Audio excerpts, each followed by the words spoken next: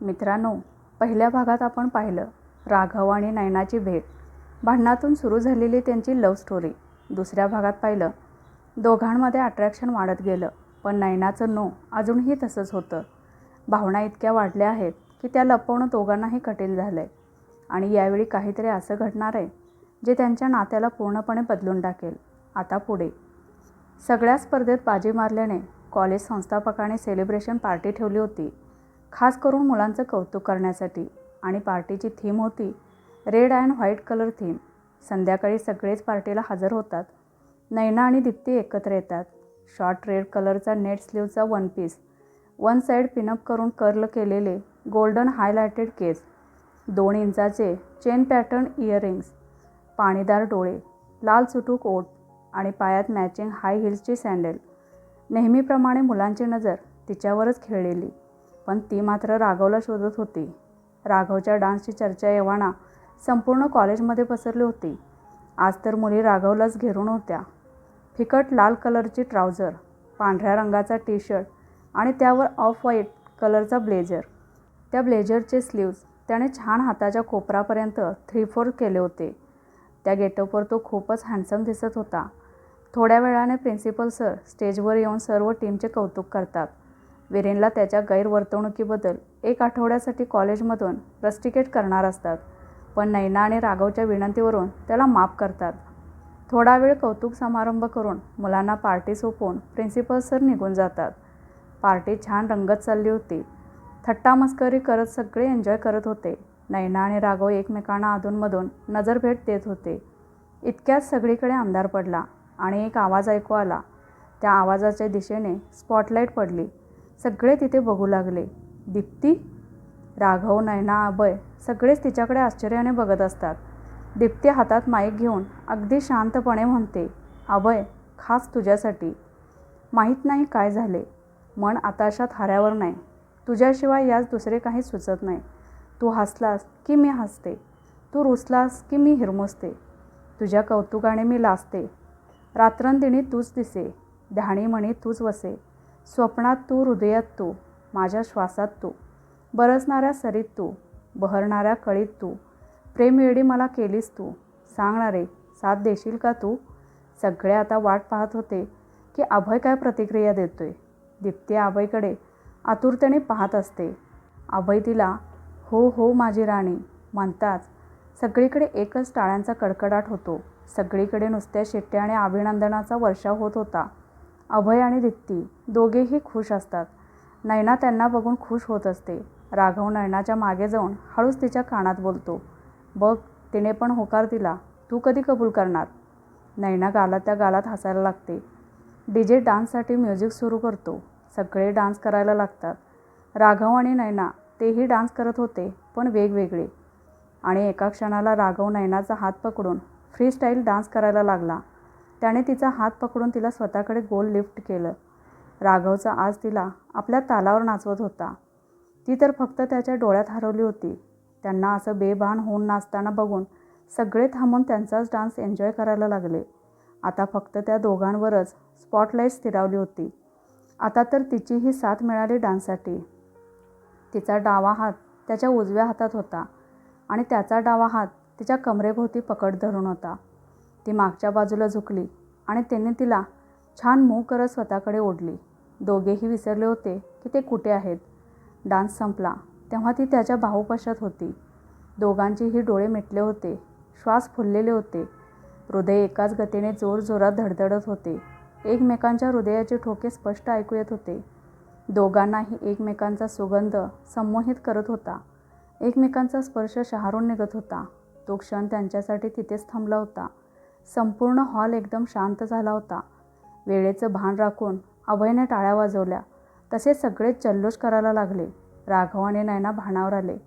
नयना आता नजर चोरून गालातच लाजली, पण दुसरीकडे तिला फार ऑफर पण वाटलं. ती गर्दीतून वाट काढत बाहेर पडते आणि राघव मुलींच्या घोळक्यात अडकतो.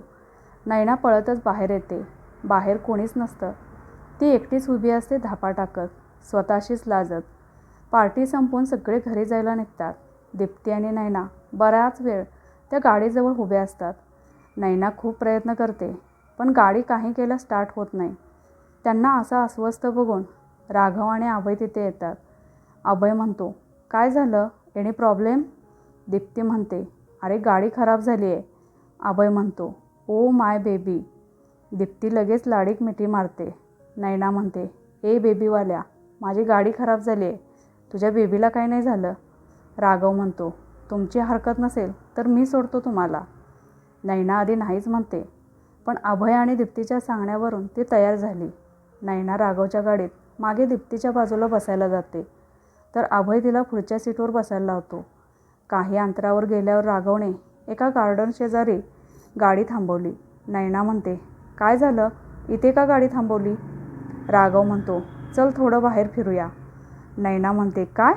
उगाच लाडात नको येऊस. राघव थोडा त्रासून म्हणतो, अगं बाई, त्या लव बर्ड्सना थोडा वेळ एकत्र घालवू देत. किती बोर आहेस यार तू. नैना नाक ओढवून एका बेंचवर जाऊन बसते. राघव असाच उभ्या उभ्या फेरफटका मारत बसतो. अभय आणि दीप्ती दुसऱ्या बेंचवर जाऊन बसतात. अगदी नवीन नवीन प्रेम फुललं होतं त्यांचं. त्यात ते अगदी जवळ खेटून बसणे, हातात हात घेऊन गोड गोड गप्पा मारणे, मध्येच त्याने तिला चिडवणे आणि चिडून तिने त्याला हलकेच चापटे मारणे, वरवर पाठ फिरवून रुसून बसणे. थोडक्यात काय तर टिपिकल प्रेमी युगलांप्रमाणेच त्यांचं चाललं होतं. नैनाने अगदी डोक्यावरच हात मारला आणि राघव नैनाचे एक्सप्रेशन बघून हसायला लागला. तिने राघवला हसताना बघून पुन्हा नाक मुरडले. छान गार वारा सुटला होता. थंडी वाजते म्हणून अभयने अगदी सिनेमातल्या हिरोप्रमाणे स्वतःचं जॅकेट काढून दीप्तीला दिलं. त्या दोघांना बघून नैना राघवकडे बघते. राघव म्हणतो, तुला पण जॅकेट हवं आहे? माझा कोट चालेल का? नैना अगदी त्रासून म्हणते, काही, नुसता मूर्खपणा. राघव हसून म्हणतो, किती अनरोमॅन्टिक आहेस गं. माहीत नाही आपल्या बाबतीत कसं होणार माझं. नैना म्हणते, काहीही होणार नाही आपलं. नसती स्वप्न नको बघू. आणि नेहमीप्रमाणे नाक उडवून चालायला लागले. राघव म्हणतो, कठीण आहे रे बाबा. राघव आणि नैना गाडीत येऊन बसतात. राघव गाडीचा हॉर्न वाजवतो तसं अभय आणि दीप्तीसुद्धा गाडीत येऊन बसतात. राघव आधी दीप्तीला घरी सोडतो, मग अभयला, आणि शेवटी गाडी नैनाच्या घराजवळ येऊन थांबली. नैना उतरून जाऊ लागली तसं राघव म्हणाला, थँक्यू म्हणायची पद्धत नाही वाटतं तुमच्याकडे. आणि तो गाडीतून उतरून बाहेर येतो. नैना तशीच मागे फिरून गाडीजवळ येते आणि म्हणते, गाडी पण आपलीच, ड्रायव्हर पण आपलाच, मग थँक्यू कशाला हवा आहे? आणि ती हसून परत जायला निघते. राघव आधीच काही न कळल्यामुळे शांत असतो आणि मग आश्चर्याने म्हणतो, काय म्हणालीस? आपला? नैना म्हणते, मी कुठे काय म्हटलं? आणि पळतच घरी निघून जाते. राघव गालात हसून म्हणतो, अगं निदान बाय तरी म्हण. तोपर्यंत ती घरी पोचते आणि राघव हलकेच हसून गाडी स्टार्ट करून निघून जातो. दुसऱ्या दिवशी रविवार असतो. नैना नेहमीप्रमाणे अनाथ आश्रमात जाते. महिन्यातून एक रविवार ती नेहमी आश्रमात जाते. तिथल्या मुलांना भरभरून गिफ्ट्स घेऊन जाते. दिवसभर त्यांच्याशी दंगामस्ती करून संध्याकाळी परत घरी येते. ती स्वतःला त्या मुलांपैकीच एक मानायची. त्या मुलांवर आईवडिलांचे छत्र नव्हते आणि नैना सगळं काही असून पोरकी होती. तिथल्या मुलांना छान छान गोष्टी सांगणे, त्यांचा अभ्यास घेणे, त्यांच्या कलागुणांना वाव देणे, त्यांना डान्स शिकवणे, असे एक ना अनेक गोष्टी ती आश्रमात करत असे. आजही त्या आश्रमात येतात सगळी मुलं ताई ताई करत तिच्या भोवती गोळा झाली. सगळे तिला बघून खूप खुश होतात. आज पण ती नेहमीप्रमाणे खूप मजा करते.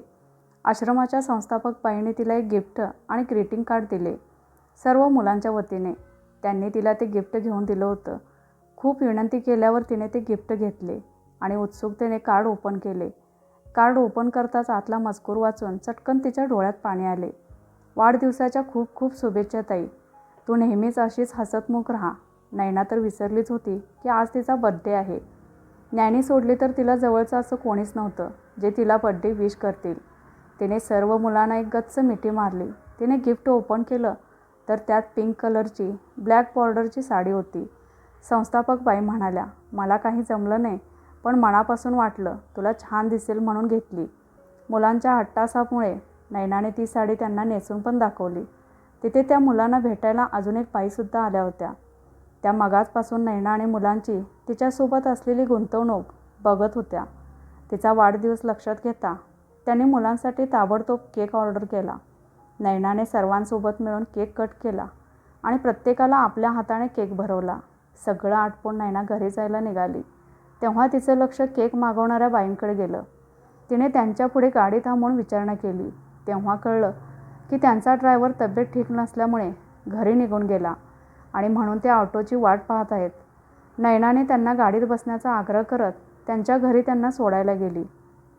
गाडी त्यांच्या गेटवर येऊन थांबली. त्यांनी तिला कॉफीच्या निमित्ताने घरी नेले. त्यांचा बंगला खूपच सुंदर होता. नैना सोफ्यावर बसून होती.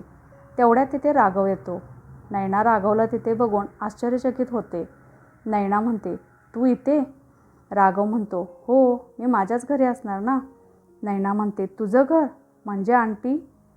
आई कॉफी घेऊन येतात आणि म्हणते, मी राघवची आई. नैना मनात म्हणते, अरे यार, कुठे अडकले?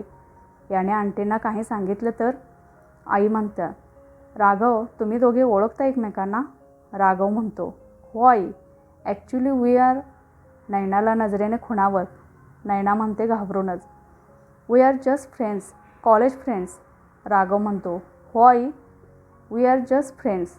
आई म्हणते, तुम्ही बोलत बसा, मी आलेत. आणि ते किचनमध्ये निघून जातात. नैना म्हणते, मी निघू? खूप उशीर होत आहे. राघव म्हणतो, अगं नैना, इकॉनॉमिक्सचे नोट्स हवे होते ना तुला? रेडी आहेत, घेऊन जातेस का? चल तुला देतो. आणि तो तिला स्वतःच्या बेडरूममध्ये घेऊन जातो. नैनाला आत सोडून तिच्या हातात एक चिठ्ठी देऊन मी 2 मिनिटात आलो सांगत तो निघून जातो. नैना काही बोलणार इतक्यात तो पुढे निघून जातो. नैना हातातली चिठ्ठी वाचत आत रूममध्ये जाते. समोरचं दृश्य बघून हैराण होते. तिथे बरेच लहान मोठे गिफ्ट ठेवले होते. चिठ्ठीत एक मजकूर होता, नैना, दिस इज फॉर यू.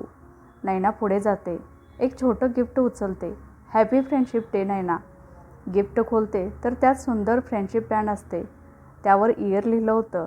नैना म्हणते, अरे, हे तर आपलं कॉलेजचं पहिलं वर्ष होतं. दुसरं गिफ्ट उघडते तर त्यात छोटा टेडी असतो. तिसरं गिफ्ट उघडते तर त्यात किचन असतं. कधी चेन तर कधी कानातले, कधी मोठा टेडी तर कधी ग्रीटिंग, तर कधी ड्रेस. 1-2 नव्हे तर त्यांच्या फर्स्ट इयरपासून अगदी आजपर्यंतच्या सगळ्या कॉलेज डेज, तिचे बड्डे, व्हॅलेंटाईन्स डेला तिच्यासाठी घेतलेले सर्व गिफ्ट तिथं होते. ती खूप खुश झाली होती. हे सगळं बघून मन भरून आलं होतं. राघव केक घेऊन रूममध्ये येतो. नैना वळून राघवकडे बघते. नैना म्हणते, राघव, हे सगळं? राघव केक टेबलवर ठेवत त्यावर कॅन्डल लावत म्हणतो, अगं, कॉलेजच्या पहिल्या वर्षापासून तुझ्यासाठी घेऊन ठेवलं, पण तुला देण्याची हिंमतच झाली नाही.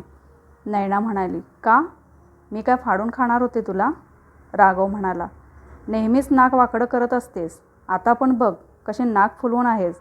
नैना रागवून म्हणते, तसा राघव माचीसच्या काडीने कॅन्डल जळवतो. आधीच रूममध्ये मंद रोषणाई करण्यात आलेली असते. आता त्यावर ह्या कॅन्डलच्या प्रकाशात ती अजूनच उजळून येते. फिकट गुलाबी रंगाची साडी, त्याला काळ्या रंगाची चकाकणारी बॉर्डर, काळ्या चकाकीचा स्लीवलेस ब्लाऊज, मोकळे सोडलेले केस, कानात खड्याचे स्टड्स, या व्यतिरिक्त काहीही शृंगार नव्हता. पण तरीही खूपच सुंदर दिसत होती ती. राघव तिला बघतच बसला. माचीसची काडी विजताना लागलेल्या चटक्यामुळे तो भानावर येतो. राघव म्हणतो, Naina, happy birthday to you, happy birthday to you, happy birthday dear Naina. Naina cake cut करते. राघव तिला पहिला घास भरवतो. तोच अर्धा बाईट नैना राघवला भरवते आणि चटकन तिच्या डोळ्यात पाणी येतं. राघव म्हणतो, ए वेडाबाई, तू रडावं म्हणून नाही केलं मी हे. नैना म्हणते, नाही रे, रडत नाही आहे मी. थांब, मी हात धुवून आले. ती पुढे जाते तसा राघव मागून तिचा पदर धरतो. नैना जरा घाबरून तिथेच थांबते. राघव हळूहळू तिच्या जवळ जातो. नैना म्हणते, राघव, काय करतोयस? सोड मला. राघव तिला स्वतःकडे वळवून तिचा हात हातात घेत म्हणतो, अगं, हात धुवायची काय गरज आहे? आणि तिच्या केकने माखलेल्या बोटांवरचा केक ओठाने साफ करतो. बघ, झाली स्वच्छ. नैना लाजून राघवच्या मिठीत शिरते. राघवही तिला आपल्या मिठीत सामावून घेतो. थोडा वेळ झाल्यावर, मी निघू? खूप उशीर झाला आहे, नैना म्हणते. राघव ओके म्हणत तिला गाडीपर्यंत सोडायला येतो. नैना गाडीत बसून गाडी स्टार्ट करते. तसं राघव गाडीजवळ जातो. तिच्यासमोर वाकून कानात हळूच बोलतो. राघव म्हणतो, आजचं गिफ्ट तर न घेताच चाललीस? आणि तो आपले होठ तिच्या गालावर टेकवतो. नैना आधी शॉक होते, पण मग राघवची नजर भेट होताच लाजेने चूर होते. आपलेच होठ आपल्या दाताने चावत लाजतच गोड स्माईल देऊन निघून जाते. घरी पोहोचेपर्यंत ती लाजतच असते, गालातल्या गालात हसत असते. नैना घरी येते. ज्ञानीला सोबत घेऊन नाचायला लागते. इतक्यात तिची नजर सोफ्यावर बसलेल्या आपल्या आईकडे जाते. नैनाचा डान्सचा मूड खराब होतो. आई हलकेच हसून म्हणते, हॅपी बर्थडे बेटा. नैना थोडी रागात म्हणते, ज्ञानीने सांगितलं तेव्हा आठवलं असेल ना. ज्ञानी समजवण्याच्या सुरात म्हणते, no dear, I didn't say anything. Naina म्हणते, मला माहीत आहे ज्ञानी, पण आई म्हणून यांना लक्षात हवा ना आजचा दिवस. आई म्हणते, नैना बेटा तसं नाही आहे, तू गैरसमज करून घेऊ नकोस. नैना काही न ऐकता बेडरूममध्ये निघून जाते. शांतपणे बेडवर बसून असते. ज्ञानी तिच्यासाठी जेवण घेऊन येते, पण तिला भूक नसल्याने ती जेवणासाठी नकार देते. आज दिवसभराच्या सगळ्या गोष्टी ती ज्ञानीला सांगते. ज्ञानी प्रेमाने तिच्या डोक्यावरून हात फिरवते आणि तिचे लाड करते. सकाळी नेहमीप्रमाणे नैना कॉलेजला जाते. गालातल्या गालात हसत असते. कालचा वाढदिवस खूपच छान झाला होता. तिला आपल्या वाढदिवसाचा इतका आनंद कधीच झाला नव्हता. नैना आपल्याच तंद्रीत चालत असताना तिचा जिन्यावरून पाय घसरला, पण क्षणात तिला राघवने सावरले. राघव म्हणतो, अगं लक्ष कुठे आहे तुझं. नैना थोडी दचकून म्हणते, सॉरी, कळलंच नाही मला. राघव म्हणतो, ओके चल आता. नैना म्हणते, नाही तू जा, मला प्रॅक्टिस करायची आहे. पुढच्या आठवड्यात जयपूरला स्पर्धा आहे. राघव म्हणतो, काय, पण तू मला उत्तर नाही दिलंस अजून. नैना म्हणते, बघू. राघव आणि नैना दोघेही आपापल्या दिशेने निघून जातात. नैना आज उशिरापर्यंत सराव करत असते. राघव बास्केटबॉल कोर्टमध्ये मित्रांसोबत खेळत असतो. सराव करून त्याचे मित्र निघून जातात. आता राघव एकटाच तिथे असतो. तो सुद्धा निघण्याच्या तयारीत असतो. इतक्यात नैना तिथे येते आणि राघवला मागून बास्केटबॉल मारते आणि त्याला खेळायला बोलावते. राघवला वाटलं नैनाला खेळ जमणार नाही, पण ती नैना होती, हार थोडी मानणार आहे. दोघांनीही 2-2ची बरोबरी केली. आता अजून एक डाव आणि यावेळेस बॉल राघवच्या हाती आला, पण बॅक लिफ्ट होताच राघवने नैनाला आपल्या मिठीत पकडले. 2 हातात बॉल आणि मध्ये नैना. त्याच्या स्पर्शाने ती थोडी चलबिचल झाली. राघव म्हणतो, कधी बोलणार तू ते 3 मॅजिकल वर्ड्स. नैना म्हणते, बघू. राघव म्हणतो, बघ हां. नैना म्हणते, आधी नीट प्रपोज तर कर. माझं युनिव्हर्सिटीचं लेटर येण्याअगोदर तर विचार करेन. राघव म्हणतो, ओके, चॅलेंज एक्सेप्टेड. आणि राघव तसाच नैनासोबत बॉल पास करतो. नैना जयपूरला पोचते. त्यांच्या कॉलेजतर्फे अजून 4 मुली रिप्रेझेंट करत होत्या. पहिल्या दिवशी आराम करून दुसऱ्या दिवशी स्पर्धा होती. नैनाचं नाव अनाऊन्स झालं. ती स्टेजवर पोझिशन घेऊन उभी राहिली आणि गाणं सुरू झाले.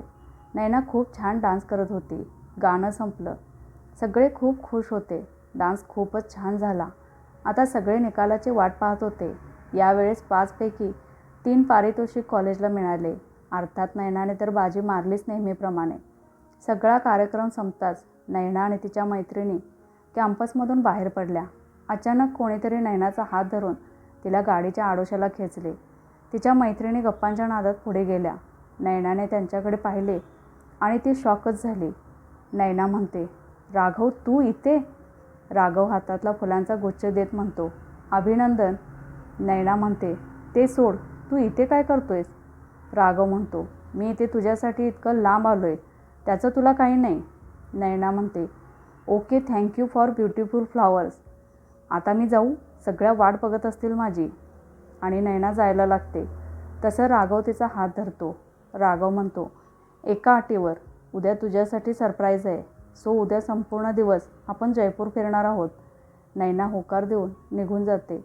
दुसऱ्या दिवशी सकाळी 5 वाजताच राघव बाईक घेऊन हॉटेलबाहेर उभा असतो आणि तिथून नैनाला फोन करून लवकर तयार होऊन खाली येण्यास सांगतो. ती घाई गडबडीत तयार होऊन बाहेर येते.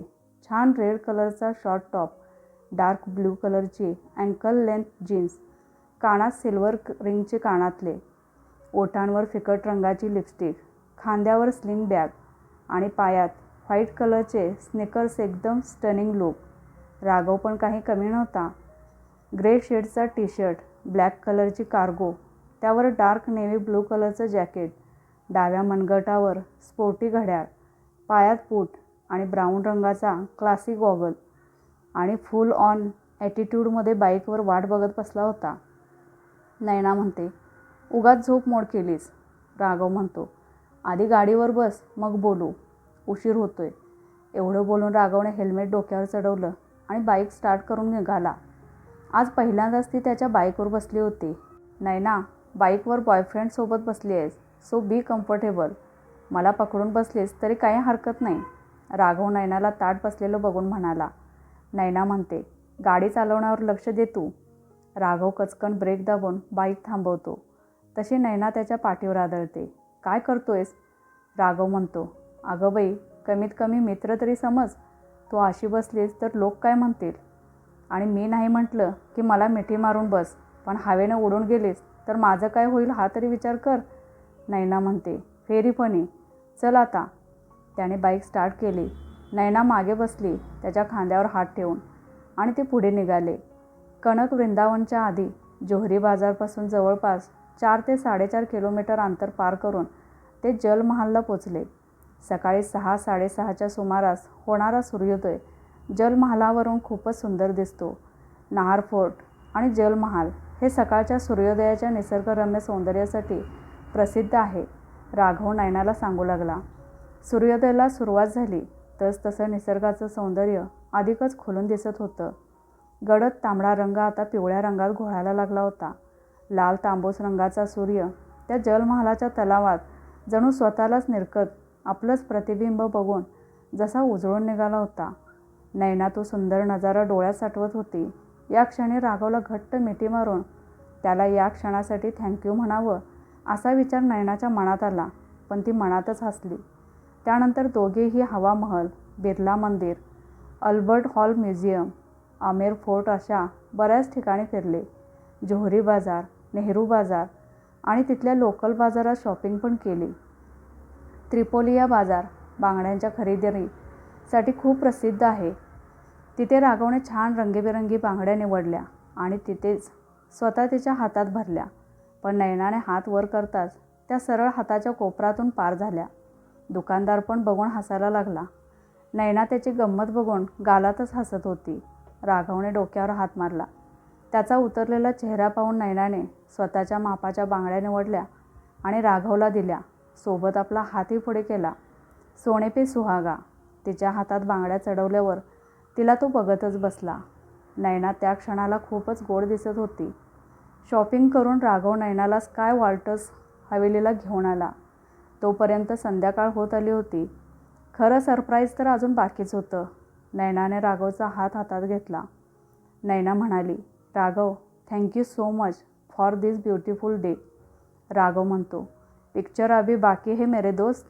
नैना आश्चर्याने काय म्हणून विचारते.